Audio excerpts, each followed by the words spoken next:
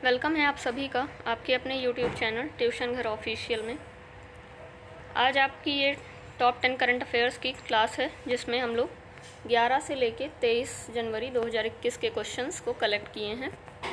तो ये क्लास जो है, इसका पीडीएफ आप डिस्क्रिप्शन में डाउनलोड कर सकते हैं।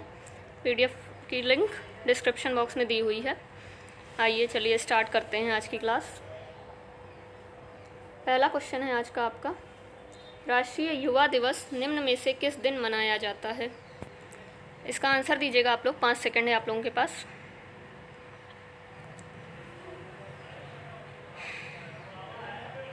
चलिए आंसर ले लेते हैं इसका। इसका आंसर है ऑप्शन नंबर बी, यानी कि 12 जनवरी। 12 जनवरी को राष्ट्रीय युवा दिवस मनाया जाता है। एक होता है राष्ट्रीय युवा दिवस और एक होता है अंतर्राष्ट्रीय युवा दिवस। अंतर्राष्ट्रीय युवा दिवस। तो राष्ट्रीय युवा दिवस जो है ये 12 जनवरी को मनाया जाता है और अंतर्राष्ट्रीय युवा दिवस 12 अगस्त को मनाया जाता है। तो दोनों ही ध्यान रखिएगा, क्योंकि दोनों में से कोई भी एग्ज़ाम में पूछा जा सकता है। तो आइए कुछ और बातें देख लेते हैं राष्ट्रीय युवा दिवस के बारे में। हर साल 12 जनवरी को राष्ट्रीय युवा दिवस मनाया जाता है। इस दिन को देश भर में बड़ी ही धूमधाम से मनाया जाता है। इस दिवस का उद्देश्य विवेकानंद की शिक्षाओं एवं आदर्शों को भारतीय युवाओं के लिए रोल मॉडल के रूप में पेश किया जाना है। इस दिन को राष्ट्रीय युवा दिवस के रूप में मनाया जाता है। एक्चुअली 12 जनवरी को स्वामी विवेकानंद का जन्मदिन होता है। स्वामी विवेकानंद की जन्मदिन को ही हम लोग राष्ट्रीय युवा दिवस के रूप में मनाते हैं, ताकि आगे देखिए, ताकि देश के युवा स्वामी विवेकानंद के जीवन, कार्यशैली, चेतना और आदर्श से प्रेरणा ले सकें। राष्ट्रीय युवा दिवस के रूप में स्वामी विवेकानंद के जन्म दिवस को मनाने के लिए वर्ष 1984 में भारतीय सरकार द्वारा घोषणा की गई थी। भारत सरकार ने 1984 में ये कहा था कि स्वामी विवेकानंद के जन्मदिन को हम लोग राष्ट्रीय युवा दिवस के रूप में मनाएंगे, यानी कि 12 जनवरी को, और 12 अगस्त को अंतर्राष्ट्रीय युवा दिवस होता है। और राष्ट्रीय युवा दिवस 12 जनवरी, अंतर्राष्ट्रीय युवा दिवस 12 अगस्त, दोनों ध्यान रखिएगा। चलिए नेक्स्ट क्वेश्चन पे चलते हैं। सेकंड क्वेश्चन है आपका, गोवा में आयोजित होने वाले 51वें भारतीय अंतर्राष्ट्रीय फिल्म महोत्सव में किस देश को कंट्री इन फोकस के तौर पर चुना गया है? यानी कि फोकस्ड कंट्री कौन रहेगी 51वें भारतीय अंतर्राष्ट्रीय फिल्म महोत्सव में? इसका आंसर दीजिएगा आप लोग। 5 सेकंड है आप लोग के पास।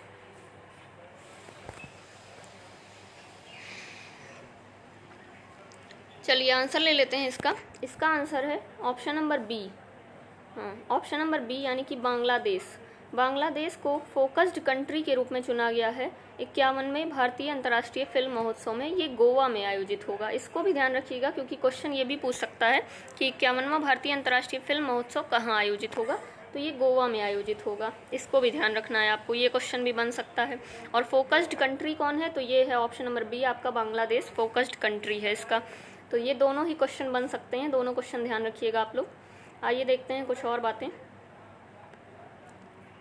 भारतीय अंतर्राष्ट्रीय फिल्म महोत्सव IFFI एशिया के सबसे महत्वपूर्ण फिल्म समारोहों में से एक है। इसकी शुरुआत 1952 में की गई थी। 1952 में की गई थी। 51वें भारतीय अंतर्राष्ट्रीय फिल्म महोत्सव ने इस बार के कंट्री इन फोकस खंड बांग्लादेश को चुना है। कंट्री इन फोकस संबंधित देश की सिनेमाई उत्कृष्टता और योगदान को मान्यता देता है। 51वें भारतीय अंतर्राष्ट्रीय फिल्म महोत्सव ने इस बार के कंट्री इन फोकस खंड बांग्लादेश को चुना है। कंट्री इन फोकस ये 2 बार लिख गया है। इस महोत्सव का 51वां संस्करण 16 से 24 जनवरी 2021 तक गोवा में आयोजित हो रहा है, किया जा रहा है। यानी कि गोवा में ये हो चुका है 16 से 24 जनवरी 2021 में, और 51वां संस्करण था। ये क्वेश्चन भी बन सकता है कि कौन सा नंबर का एडिशन था, तो 51वां एडिशन था और गोवा में आयोजित हुआ है। फोकस्ड कंट्री रहा है बांग्लादेश। चलिए नेक्स्ट क्वेश्चन देखते हैं।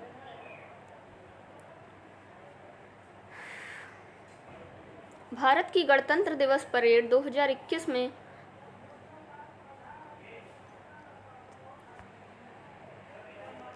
ये नेक्स्ट क्वेश्चन है आपका, भारत की गणतंत्र दिवस परेड 2021 में किस देश की सैन्य टुकड़ी भाग लेगी?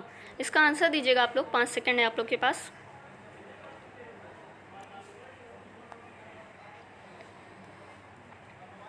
चलिए इसका आंसर ले लेते हैं। इसका आंसर है ऑप्शन नंबर डी यानी कि बांग्लादेश।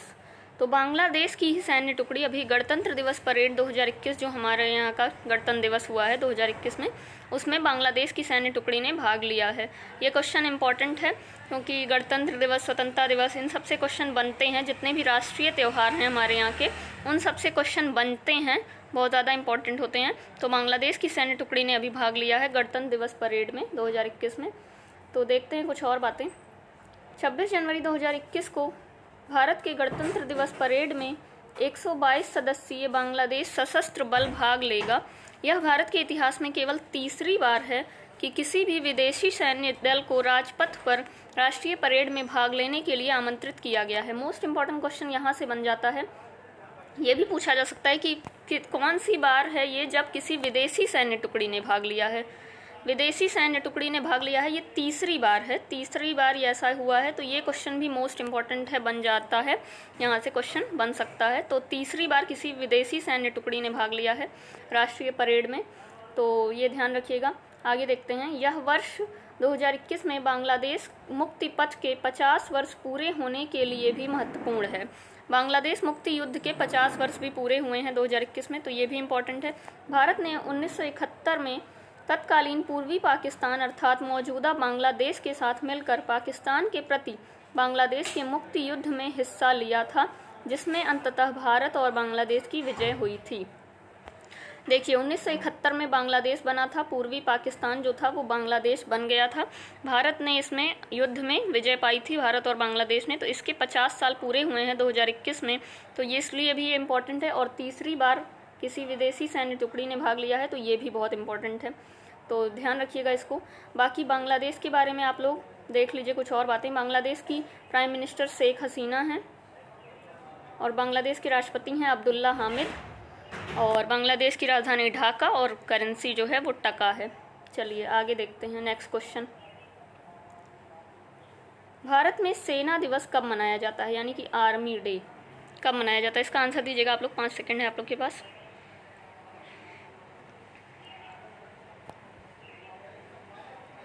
चलिए इसका आंसर ले लेते हैं। इसका आंसर है ऑप्शन नंबर बी, यानी कि 15 जनवरी को भारत में सेना दिवस के रूप में मनाया जाता है, आर्मी डे के रूप में मनाया जाता है 15 जनवरी को। देखते हैं इसके बारे में क्या लिखा हुआ है।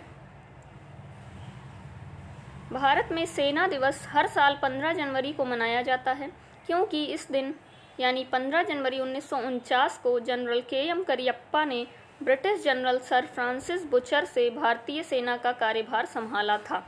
यानी कि हमारे ये जो फर्स्ट थे ये जनरल KM करियप्पा, इन्होंने सबसे पहली बार ब्रिटिश गवर्नर से, ब्रिटिश जनरल से भारतीय सेना का कार्यभार संभाला था। इसलिए 15 जनवरी को हम लोग सेना दिवस के रूप में मनाते हैं। तो KM करियप्पा का नाम भी बहुत इंपॉर्टेंट है, अक्सर पूछ लिया जाता है कि हमारे पहले सेना में कौन थे, तो ये KM करियप्पा ही थे। 15 जनवरी को इन्होंने कार्यभार संभाला था, इसलिए 15 जनवरी को आर्मी डे के रूप में मनाया जाता है हर साल। तो इस क्वेश्चन को ध्यान रखिएगा, डेज से क्वेश्चन पूछे जाते हैं, 15 जनवरी को आर्मी डे है। चलिए नेक्स्ट क्वेश्चन देखते हैं। निम्न में से किस देश का पासपोर्ट दुनिया का सबसे शक्तिशाली पासपोर्ट है? आंसर दीजिएगा आप लोग, 5 सेकंड है आप लोग के पास।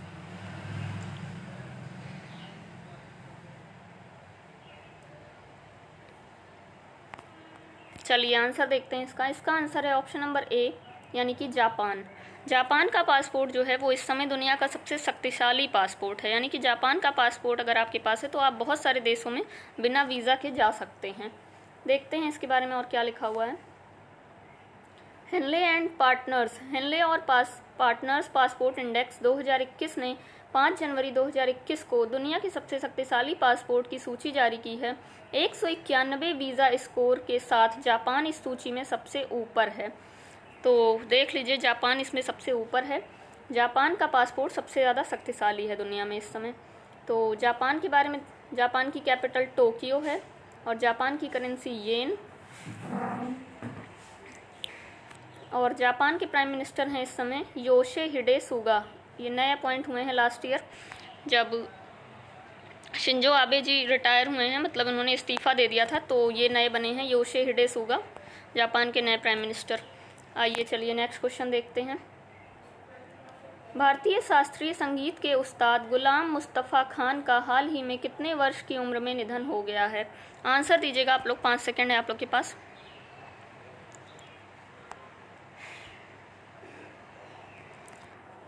चलिए इसका आंसर ले लेते हैं। इसका आंसर है ऑप्शन नंबर डी, यानी कि 89 वर्ष। 89 वर्ष की उम्र में इनका निधन हो गया है। इनका नाम दे करके क्वेश्चन पूछ सकता है कि उस्ताद गुलाम मुस्तफ़ा खान का हाल ही में निधन हो गया है, ये किस फील्ड से बिलोंग करते थे, यानी कि किस क्षेत्र से। तो ऑप्शन में रहेगा आपको संगीत, यानी या शास्त्रीय संगीत, तो इसी से रिलेटेड थे ये, भारतीय शास्त्रीय संगीत से संबंधित थे उस्ताद गुलाम मुस्तफ़ा खान। इनका अभी निधन हो गया है। इनके बारे में देखते हैं क्या लिखा हुआ है। भारतीय शास्त्रीय संगीत के उस्ताद गुलाम मुस्तफ़ा खान का हाल ही में 89 वर्ष की उम्र में निधन हो गया है। उन्हें भारत सरकार ने 1991 में पद्मश्री, 2006 में पद्म भूषण और 2018 में पद्म विभूषण अवार्ड से सम्मानित किया है। देखिए अभी रिसेंटली इनको 2018 में ही पद्म विभूषण मिला है, तो ये और ज़्यादा इम्पोर्टेंट हो जाते हैं क्योंकि क्वेश्चन पूछा जा सकता है। तो 2018 में इनको पद्म विभूषण मिला है। उस्ताद गुलाम मुस्तफ़ा खान का जन्म 3 मार्च 1931 को उत्तर प्रदेश के बदायूं में हुआ था। तो ये क्वेश्चन ज़्यादा इंपॉर्टेंट है कि 2018 में इनको पद्म विभूषण मिला है और ये भारतीय शास्त्रीय संगीत से संबंधित थे गुलाम मुस्तफ़ा खान। आइए नेक्स्ट क्वेश्चन में चलते हैं। भारत सरकार ने किस दिन को प्रतिवर्ष पराक्रम दिवस मनाए जाने की घोषणा की है? आंसर दीजिएगा आप लोग, 5 सेकंड है आप लोग के पास।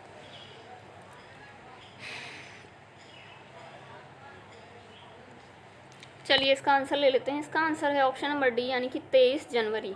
23 जनवरी को भी प्रतिवर्ष पराक्रम दिवस के रूप में मनाए जाने की बात कही गई है भारत सरकार के द्वारा। 23 जनवरी को नेताजी सुभाष चंद्र बोस का जन्मदिन होता है। सुभाष चंद्र बोस का जन्मदिन होता है, तो उस दिन को पराक्रम दिवस के रूप में मनाए जाने की बात कही गई है। आइए देखते हैं कुछ और बातें। भारत सरकार ने 23 जनवरी को नेताजी सुभाष चंद्र बोस की जयंती पर प्रतिवर्ष पराक्रम दिवस मनाए जाने की घोषणा की है। इस दिवस को राष्ट्रीय और अंतर्राष्ट्रीय स्तर पर मनाने की घोषणा की गई है। 23 जनवरी को पराक्रम दिवस के रूप में घोषित करने संबंधी राजपत्र अधिसूचना जारी की गई है। यानी कि 23 जनवरी को अब से हर साल पराक्रम दिवस के रूप में मनाया जाएगा और ये सुभाष चंद्र बोस जी का जन्मदिन होता है, तो इसको भी ध्यान रखिएगा आप लोग। चलिए आगे देखते हैं।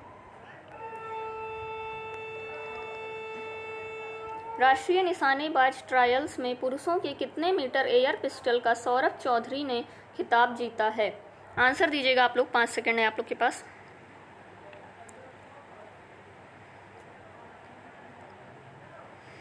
चलिए आंसर ले लेते हैं इसका।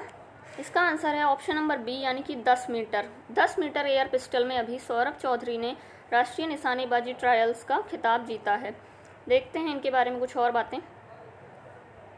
भारतीय निशानेबाज सौरभ चौधरी ने हाल ही में फाइनल्स में 246.9 अंक के साथ विश्व रिकॉर्ड बनाते हुए राष्ट्रीय निशानेबाजी ट्रायल्स में पुरुषों के 10 मीटर एयर पिस्टल का खिताब जीता है।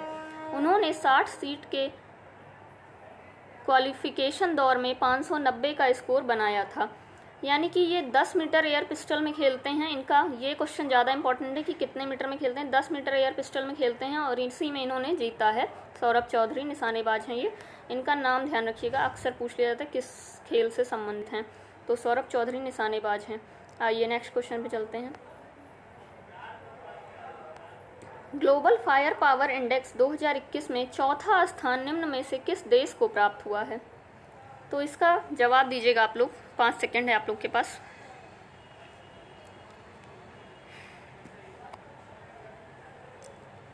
चलिए इसका आंसर ले लेते हैं। इसका आंसर है option number A, Bharat. Bharat को अभी ग्लोबल फायर पावर इंडेक्स 2021 में चौथा स्थान प्राप्त हुआ है। आइए देखते हैं और क्या है इसके बारे में। तो ग्लोबल फायर पावर इंडेक्स में देशों को उनकी संभावित सैन्य ताकत के आधार पर रैंक किया जाता है। इस सूचकांक में भारत को चौथा स्थान दिया गया है। ग्लोबल फायर पावर इंडेक्स 138 देशों को रैंक किया गया है। इन देशों का मूल्यांकन लंबे समय तक आक्रामक और रक्षात्मक सैन्य अभियानों के आधार पर किया गया है। अमेरिका 904 अटैक हेलीकॉप्टर और 11 एयरक्राफ्ट कैरियर के साथ सूचकांक में सबसे ऊपर है। तो अमेरिका टॉप पर है ग्लोबल फायर पावर इंडेक्स में। अमेरिका टॉप पर है और अपना भारत चौथे नंबर पे है। ये इसको दोनों ही ध्यान रखिएगा, अमेरिका फर्स्ट पे है और भारत चौथे नंबर पे है। ठीक है, सैन्य ताकत के आधार पर इसको रैंक किया जाता है। चलिए नेक्स्ट क्वेश्चन देखते हैं, लास्ट क्वेश्चन आज का। किस राज्य सरकार ने हाल ही में महात्मा गांधी राष्ट्रीय ग्रामीण रोजगार गारंटी अधिनियम MG नरेगा के तहत कार्य दिवसों की संख्या को मौजूदा 100 दिनों से बढ़ाकर 150 दिनों करने की घोषणा की है? आंसर दीजिएगा आप लोग, 5 सेकंड है आप लोग के पास।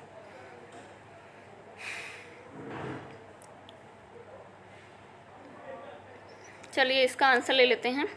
इसका आंसर है ऑप्शन नंबर बी, यानी कि उत्तराखंड। उत्तराखंड ने अभी MG नरेगा के तहत कार्य दिवसों की संख्या 100 दिनों से बढ़ाकर 150 दिन कर दिया है। पहले इसमें 100 दिनों का रोजगार दिया जाता था, अभी उत्तराखंड गवर्नमेंट ने इसको 150 दिन कर दिया है। इसमें 150 दिनों का रोजगार दिया जाएगा। MG नरेगा जो है ये बहुत ज़्यादा इम्पोर्टेंट है। तो MG नरेगा का फुल फॉर्म भी ध्यान रखिएगा आप लोग। अभी पीछे कुछ एग्ज़ाम्स हुए हैं 2020 में SSC में, और उसमें जो है फुल फॉर्म पूछा गया था। फुल फॉर्म अक्सर पूछ लिया जाता है एग्ज़ाम में, तो MG नरेगा का फुल फॉर्म भी ध्यान रखिएगा। Mahatma Gandhi National Rural Employment Guarantee Act इसका फुल फॉर्म है। तो फुल फॉर्म से भी क्वेश्चन पूछे जाते हैं, फुल फॉर्म ध्यान रखिएगा। बाकी 150 दिन कर दिया है उत्तराखंड ने।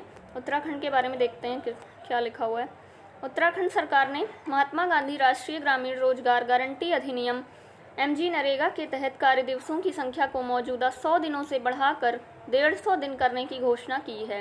मनरेगा के तहत कार्य दिवसों में वृद्धि की यह घोषणा उत्तराखंड के मुख्यमंत्री त्रिवेंद्र सिंह रावत ने की थी। उस समय उत्तराखंड के मुख्यमंत्री ये थे, जनवरी यानी कि जब भी 11 से 23 जनवरी के बीच में ये हुआ है, उस समय उत्तराखंड के चीफ मिनिस्टर थे त्रिवेंद्र सिंह रावत। अभी उत्तराखंड के चीफ मिनिस्टर नए बन गए हैं, उनका नाम है पुष्कर सिंह धामी। ये नाम ध्यान रखिएगा आप लोग। अब क्वेश्चन कैसा पूछा जाता है कि जनवरी 2021 के अकॉर्डिंग उत्तराखंड के चीफ मिनिस्टर कौन थे, तब आपको त्रिवेंद्र सिंह रावत जवाब देना है। अगर पूछ लिया हाल ही में उत्तराखंड के चीफ मिनिस्टर कौन है, तो जवाब देंगे आप लोग पुष्कर सिंह धामी। तो ये दोनों ही क्वेश्चन के अकॉर्डिंग आप जवाब दीजिएगा। बाकी आगे देखते हैं।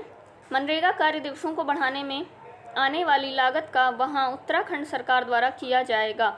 मनरेगा वर्ष 2005 में पारित किया गया था। मनरेगा का उद्देश्य ग्रामीण क्षेत्रों में आजीविका सुरक्षा प्रदान करने के लिए 100 दिनों का रोजगार प्रदान करना है। इसमें 100 दिनों का ही रोजगार दिया जाता है, लेकिन उत्तराखंड गवर्नमेंट ने अभी 150 दिनों का रोजगार दे दिया है, इसमें बढ़ा दिया है।